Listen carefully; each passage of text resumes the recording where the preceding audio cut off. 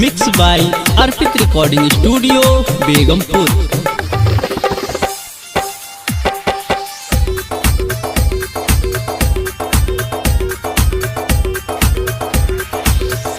गईली बहराइच सहरिया आ घूम घूम मारेली नजरिया। मोर पतर की भौजीना मोर संवर की भौजीना हिला के चले ली कमरिया। मोर पतर की भौजीना हिला के चले ली कमरिया। मोर संवर की भौजीना हिला के चले ली कमरिया। मोर पतर की भौजीना गईली बहराइच सहरिया घूम घूम मारेली नजरिया। मोर पतर की भौजीना मोर संवर की भौजीना हिला के चले ली कमरिया। मोर पतर की भौजीना हिला के चले ली कमरिया। मोर संवर की भौजीना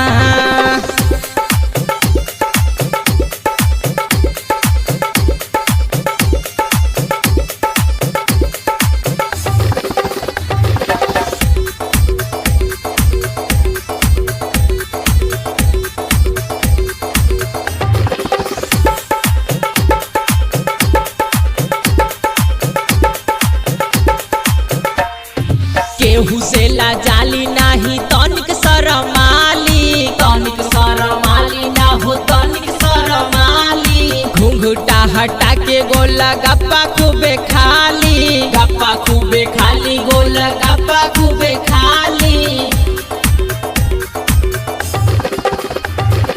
केहू से ला जाली नाही तनिक शरमाली। घुंघटा हटा के गोला गप्पा खूबे खाली। देखा के सुघर शरीरिया आ घूमे चौक बजरिया। आ मोर पतर की भौजीना मोर संवर की भौजीना हिला के चले ली कमरिया। मोर पतर की भौजीना हिला के चले ली कमरिया। मोर संवर की भौजीना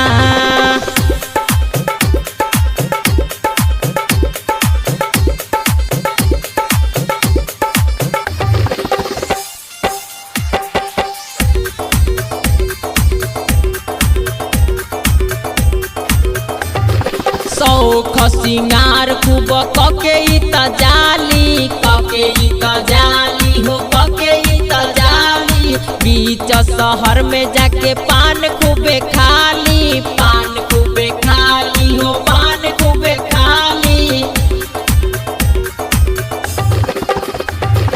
सौख सिंगार खूबे कके जाली। बीच शहर में जाके पान खूबे खाली। कांधे पर टांग के चले झोलावा आ इनका पीछे लइकन के बा मेलावा। मोर पतर की भौजीना मोर संवर की भौजीना हिला के चले ली कमरिया। मोर पतर की भौजीना हिला के चले ली कमरिया। मोर संवर की भौजीना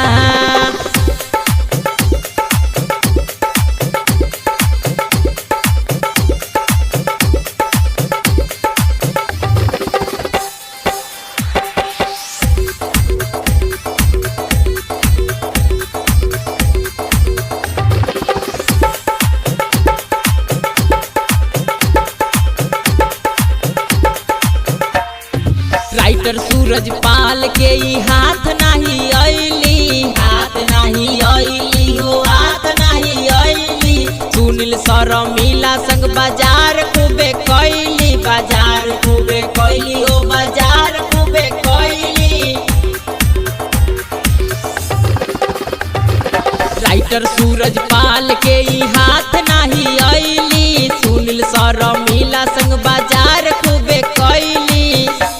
और रोजे रोज के ई झमेलवा खाली ठेला पर के केलवा।